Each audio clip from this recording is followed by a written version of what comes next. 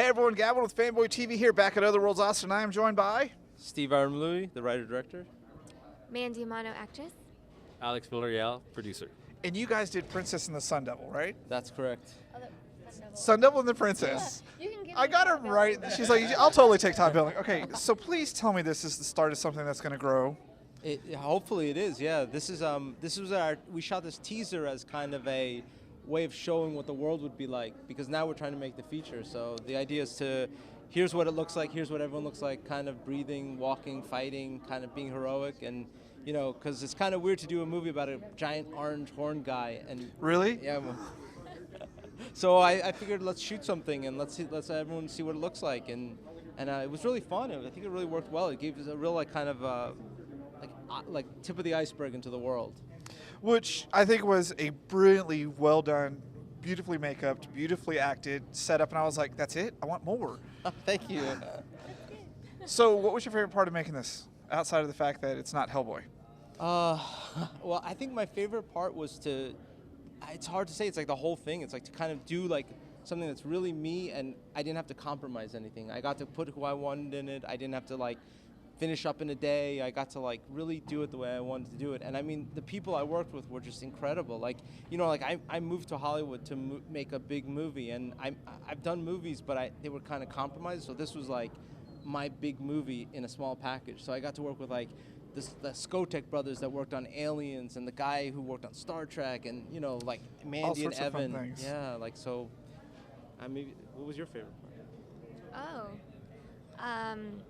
Gosh, well, I just, growing up half Japanese, I always wanted to do something samurai or samurai inspired, and then to get to be a princess. On top of it, I always wanted to grow up and be Princess Leia, so this is maybe my version. So in the sequel, we'll see you with the Cinnabon hair. I don't know. She'll put up at least He's some like, point in time no. to be like, no, we're not doing that. The Tri-Cinnabon. The tri Yeah, we got to take it one step further and do 3. Yeah. No. Awesome. You brought up a very interesting point, that this was a passion project and it's not compromised. Yeah, this is like I financed it. I did it, so I didn't have to answer to anybody. So I could kind of cast who I wanted to, and kind of, all right, I need another day to finish this fight scene, and we're going to spend another day shooting it. It's kind of it's hard when you're making like low budget movies. Yeah. There's always somebody there like pointing at their clock the whole time you're filming, and it's really hard to kind of make art sometimes in like 2 or 3 weeks when you shoot a full length feature. So this was like I'm like, let's take our time and get the right locations, and like it's always controlled chaos when you make a movie, but like you want to damage control like things that you can actually control versus like, oh, we got somebody's best friend in for the part, and you have to use the head of the studio's daughter as the lead. You get kind of into trouble that way. So as the producer, do you have the same feelings on that? Oh yeah, definitely. I mean, before when we were just starting out, like somebody came, like that was kind of like part of the production, and they came with their own princess. Like, oh, I think you should use this and this person, and yeah, we tested her, and it was just like, She was like, "Wherefore art thou, Romeo?" Yeah, totally. But like on the other hand, like we got to like Steve said, we worked with Rob Berman, who like not just the Star Trek movie, but he's old school. He worked on The Thing, and just like some great movies. What was it like working with some of these icons? I mean, like like it was incredible. Like, for example, the miniature effects, like the castle, was Robert and Dennis Skotek, who done like Aliens and Terminator 2 and Abyss, and like these are the movies that made me want to make movies. So you're sitting down and you're like not only looking at their Academy Awards that are just on an IKEA shelf, but like it's like I know that from that movie, and it's like this is why you go to Hollywood, is to work with these people that are like literally the best in the world at what they do, and the stuff they've done is so mind-blowing, and then they come onto your project and it's such an exhilaration that you're like, I'm literally working with the people that have made some of my favorite movies of all time. And like even like Evan, getting him as the Sun Devil, like I remember King Kong, and I'm like, whoever this guy is great. This guy should be working all the time. And I just remember watching it at one point. I'm like, he's got to play the Sun Devil. I literally just like looked at the screen, and I'm like, that's our Sun Devil right there. And like my casting director set it up, and and he was like the nicest guy, and he's like, have you seen any of my work? I'm like, my God. I'm like, All of it? yeah. Maybe just a yeah. little bit. I don't have a shrine to you in my closet or anything, so don't open that door. It's in the garage. Yeah. But yeah, it was just great. It was amazing. So how long have you been working on this idea? Well, I did a version of this idea when I was in college. I did an animated film, like a stop motion movie, when I was at Rhode Island School of Design. And, you know, like Seth MacFarlane worked on it from Family Guy. He did like the voiceover on it. And like, it was something I did. And then I moved to Hollywood and I did a bunch of crap that I hated. And then I was like, I want to go back to doing something that's me, that's my story, my script, my kind of, you know, like I did a Leprechaun movie for Lionsgate, which was cool. And it's like, Is it the one where he goes to space? no, it's the one where he's back to the hood. It was Leprechaun 6. So it's kind of like, you have to do it here, you have to do it this way, and it's great because you're working with Warwick, so it's fun. But I was like, I want to go back to doing like something for me again, like something that's mine and like I feel really close to and like, you know, passionate about. And sometimes you have to kind of take a step back to leap forward in this business. So I was like, screw it, I'll do a short. What was your biggest inspiration in the character designs and the concept of this entire thing? Like, I think my biggest inspiration, like I love all the Star Wars, the original Star Wars. Like I love Star Wars kids. Yeah. Come on now. Yeah, like I mean, what Lucas did was taking this idea of this kind of very big universe, but also very intimate, like where it was kind of like, you know, you saw something kind of pass in the distance, and you're like, oh, what's that? Like I always loved that, where it wasn't like everything was spelled out, and it was really just about a few people like enacting a change. So I was like, I want to bring that kind of intimacy to the bigness of it. So, you know, love Star Wars, love, you know, like Blade Runner, you know, all that stuff. Haven't watched Blade Runner. It's my dirty little secret. Oh, I no. know. I say that to people, and they're like, "No, you're not allowed to be on this camera anymore." Oh my God. You have to see, and you have to see like 30 times too to really like marinate. Yeah, in each it's version. literally sitting there, and I'm like, okay, I'll go watch something else. Like, it took me forever to watch Brighter, the Reanimator movie as well. I just watched that on Halloween. I was like, okay, finally, it's checked off my little bucket list. But Blade Runner is something you gotta see. Everyone tells me that. And I'm like a I lot, got you gotta to. see it a lot because it's a really frustrating movie, but it's also really There's a way to amazing. tell someone to watch a movie. It's Yeah. frustrating. You're gonna have to dedicate a lifetime of Yeah. watching this movie. It's frustrating, but it's amazing. It's this really kind of like Faustian experiment into like willpower to watch it because it's amazing but frustrating, but it's incredible also. So where do you want to see the princess go in this story? Like, do you want her to get magic powers or like Oh. have a twin? Gosh, no, it was actually kind of funny because I remember at the very beginning, one of our first meetings, he, you know, was saying, well, you're not a princess that like kicks ass, because that's run rampant in movies where even Yes. if it's inappropriate character-wise for a girl to, like, all of a sudden it's a duchess or a princess or a whoever, like someone who would never set foot on a battlefield all of a sudden draws up a sword and is like, ah, you know, it's So no Wonder it's Woman.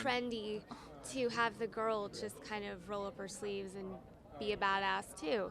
And I'm a sucker for that as well. And I was like, oh, but I want to kick ass.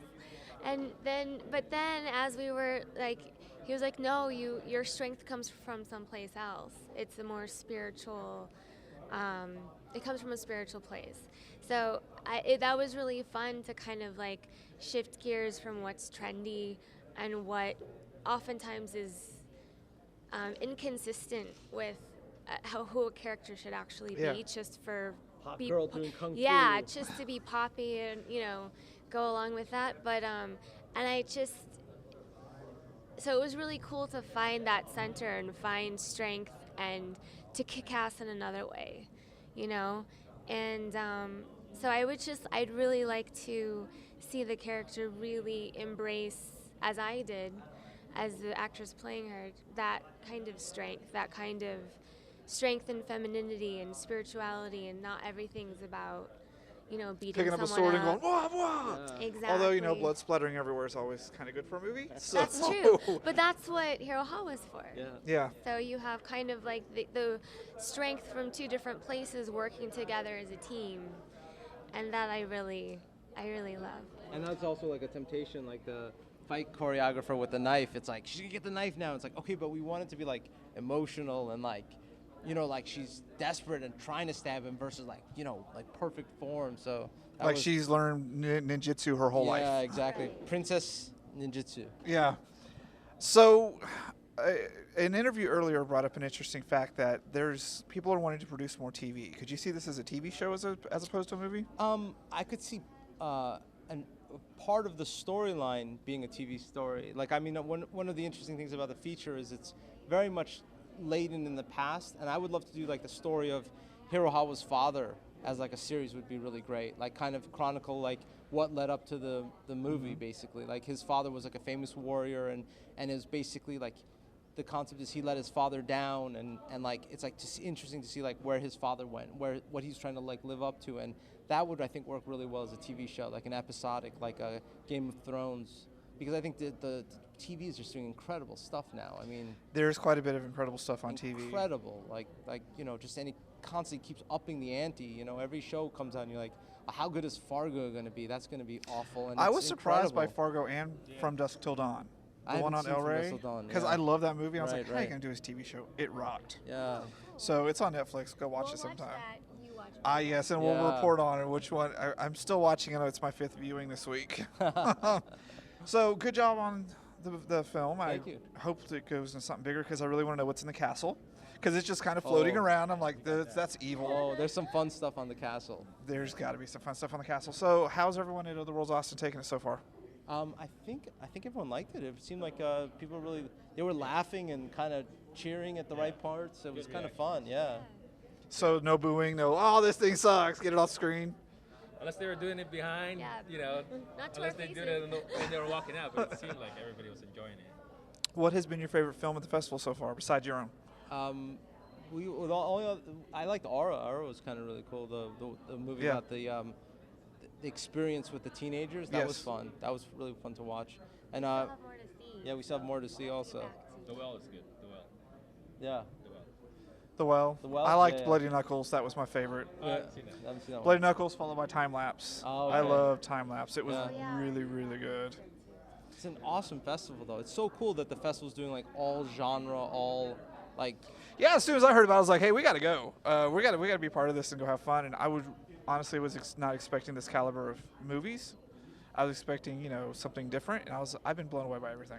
yeah, it's been really amazing here. Yeah, it's been really good. really cool festival. Yeah. It's It's a lot of fun. fun. Austin is just awesome. See, we have the Draft House. We've got our own indie film scene. We've got all sorts of fun things. Plus, Sixth Street and Sixth Street. La Hey, Stucco. barbecue. barbecue. Oh my God. Where'd you go get barbecue at? La barbecue. That's it? We got here yesterday. Here last night. Oh, Where should we go to? you need to find the Salt Lake. Salt Lake. Okay. Yes. Yeah. Google the Salt Lake. I know there's Uh-huh. one downtown, but there's also one outside of town. You have to go far. And if you get a chance, go watch a film at the Draft House. Yeah. Yeah. They're You playing. have to go to the Draft House. Is that where Yeah, they're you can playing go to the one on Scarlet? 6th Street. You can Yeah. go to the one on Lamar. Wherever you Right. want to go, just go they're because you'll be playing, like, We've seen both. Like, oh, there's another one here. yeah, they're playing Edward Scissorhands tomorrow. you have to go. I Yeah. promise you. Everyone that's gone there from out of town's been like, we don't have anything like this in Los Angeles or California. They get all kind of butthurt over it. I'm like, well, you could be here. Yeah. So thanks for being with us and Thank good you. luck. And I want to see more and no ass kicking princesses. She'll be like, no, one day I'm going to get a knife and just play with it off screen. You'll be like, look what I could do. That's for different movies. All right, we'll be back with more from Other Worlds Austin after this.